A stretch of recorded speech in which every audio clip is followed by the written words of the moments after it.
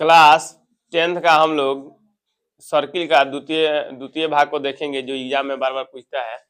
एक वीडियो हम लोग बना दिए हैं इस पर। दूसरा वीडियो है, दिया हुआ है कहा दो वृत्तों की त्रिज्या क्रमशः 19 सेंटीमीटर और 9 सेंटीमीटर है। तो इसमें क्या करेंगे हीरो, दो को वृत्त लेंगे, दो वृत्त, एक वृत्त ये है एक इससे बड़ा है, ठीक है, एक इससे बड़ा है, ठीक है, दो वृत्त ले लिए। दोनों का त्रिज्या का दिया है हीरो, त्रिज्या दिया है, एक का छोटा वाला का 9 सेंटीमीटर है और बड़ा वाला का कितना है 19 सेंटीमीटर है, तो 19 सेंटीमीटर कर देंगे, ठीक है। उसके बाद बोल रहा है का उस वृत्त की त्रिज्या ज्ञात कीजिए जिसकी परिधि इन दोनों वृत्तों की परिधियों के योग के क्या है, बराबर है। एक और वृत्त है जो सबसे बड़ा है, इन सबसे का है बड़ा है, यहाँ पर कर दिए, ठीक है। एक और वृत्त है, इस वृत्त का परिधि त्रिज्या ज्ञात करना है, जो इसका जो परिधि है, इस वृत्त का परिधि, ये दोनों वृत्त के परिधि के योगफल के क्या है, बराबर है, क्वेश्चन में दिया है, ठीक। और ध्यान दो इधर,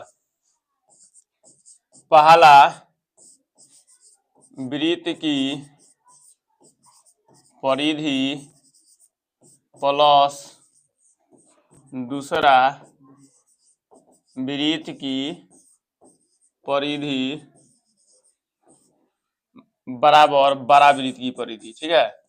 ये क्वेश्चन बोल रहा है, हम अपने से नहीं लिखे हैं, बड़ा वृत्त की परिधि, ठीक है। ध्यान से देखो, मान लिए का R1 का दिया है 9 सेंटीमीटर, R2 बराबर का दिया है 19 सेंटीमीटर, R बराबर निकालना है, इन निकालना है बड़ा वृत्त का, ठीक। अब ध्यान दो, वृत्त का परिधि क्या होता है 2 पाई R, तो यहाँ पे क्या लिखेंगे 2 पाई R1 पहला वृत्त के लिए, फिर प्लस 2 पाई R2 दूसरे वृत्त के लिए, I equal to 2 pi capital R यानी बड़ा वृत्त के लिए। ध्यान से देखो हीरो, इसमें क्या दिया है, दोनों में सब में 2 पाई कांस्टेंट है, तो काट देंगे। अब क्या बचेगा हीरो, हीरा लाल R1 फिर R2 बराबर में क्या बचेगा R, ठीक। अब बताओ R1 का मान 9 सेंटीमीटर दिया है तो 9 सेंटीमीटर लिख देंगे, इसका 19 दिया तो 19 हो जाएगा, बराबर का है R, तो R इक्वल टू क्या हो जाएगा 9 9 18 यानी 28 सेंटीमीटर। यही हम लोग का क्या हुआ, आंसर हो गया, ठीक है। यही हम लोग का क्या हुआ, आंसर हुआ। ये क्या हुआ है, बड़े वृत्त का त्रिज्या निकल गया, समझ आया। 2 नंबर में पूछता है, ठीक है, इसको आप लोग बना लीजिएगा, ठीक।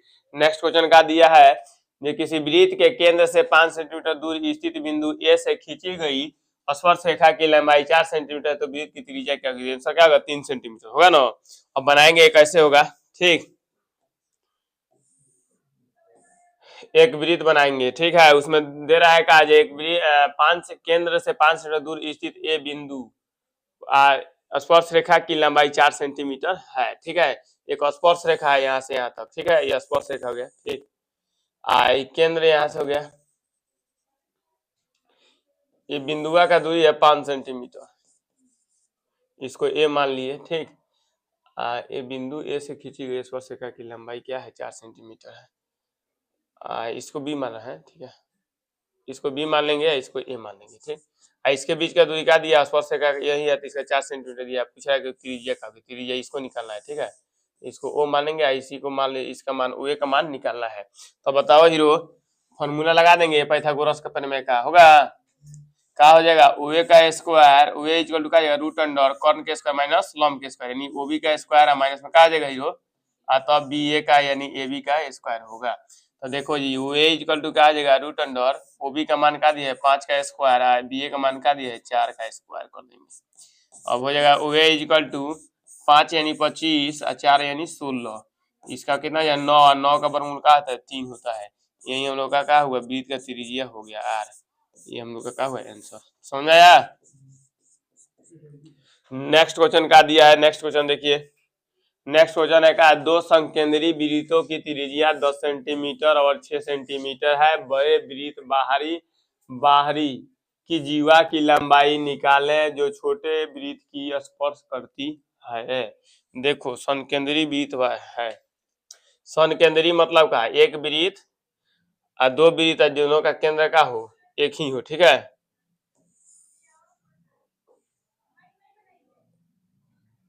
हो गया,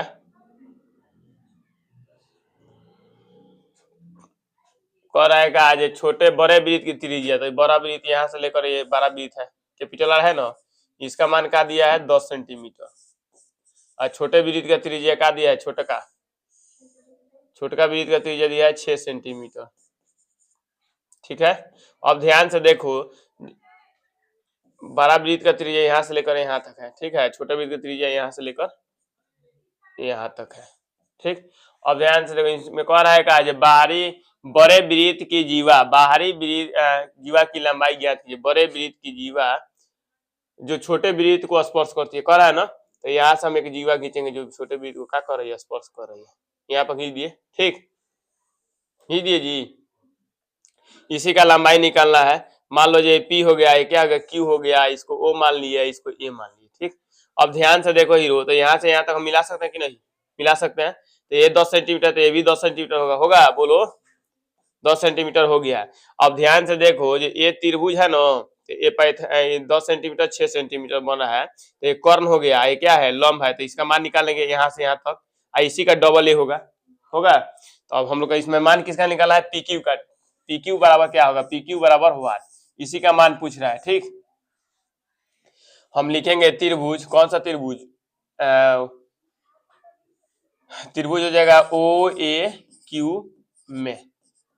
ठीक, क्या होगा, ये निकालना है ए क्यू का मान, तो ए क्यू इक्वल टू क्या हो जाएगा, रूट अंडर ओ क्यू का स्क्वायर माइनस ओ ए का स्क्वायर। ठीक है, A Q equal to root under, यहाँ पे क्या दिया 10 का स्क्वायर माइनस ओ ए का यानी 6 का स्क्वायर। ठीक, तो ए क्यू बराबर क्या हो जाएगा, रूट अंडर 10 का स्क्वायर मतलब 100, 6 का स्क्वायर यानी 36, हो जाएगा A Q equal to root under 64।